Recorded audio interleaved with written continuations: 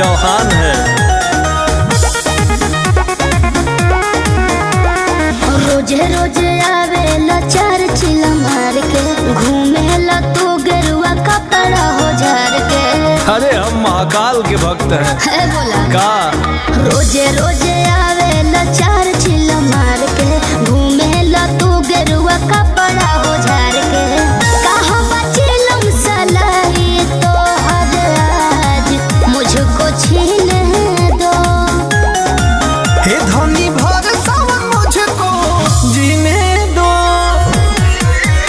और शादी बाबा का पीने दो। धनी भर सावन मुझको जीने दो, और शादी बाबा का पीने दो।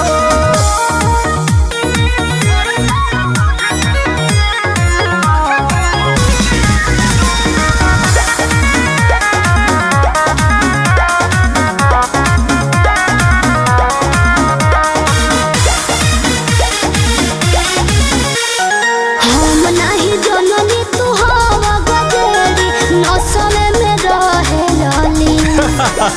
घाटा बाटे सबई हो काम बिलाता, बहरे घूमेलो रातो दिन।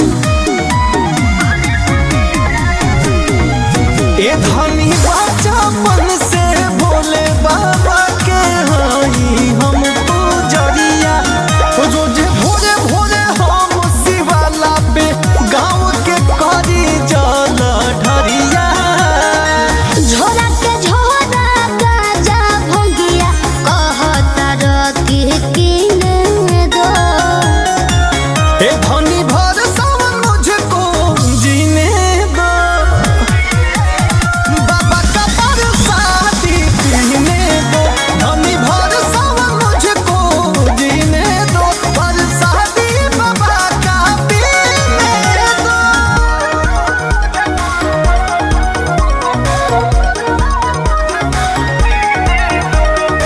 Music by Arya Sharma.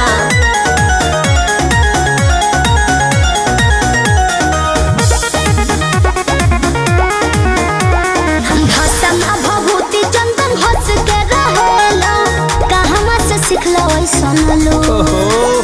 सखी सले हर मोना करेली शिकायत, देहियो के बाटे ना सहू। महाकाल के चेला आए हो मोरे भोले बाबा ये धानी हमें अड़ा भैया। दिन भर अरिया मुकेश विजय रहेले उनका संगिया। बक्सा के चाभी तो पैसा केतना खर्चा कोई लगिने दो। हे धनी भर सावन मुझको जीने दो, प्रसादी बाबा का पीने दो। धनी भर सावन मुझको जीने दो, प्रसादी बाबा का पीने दो। अरे पीने दो।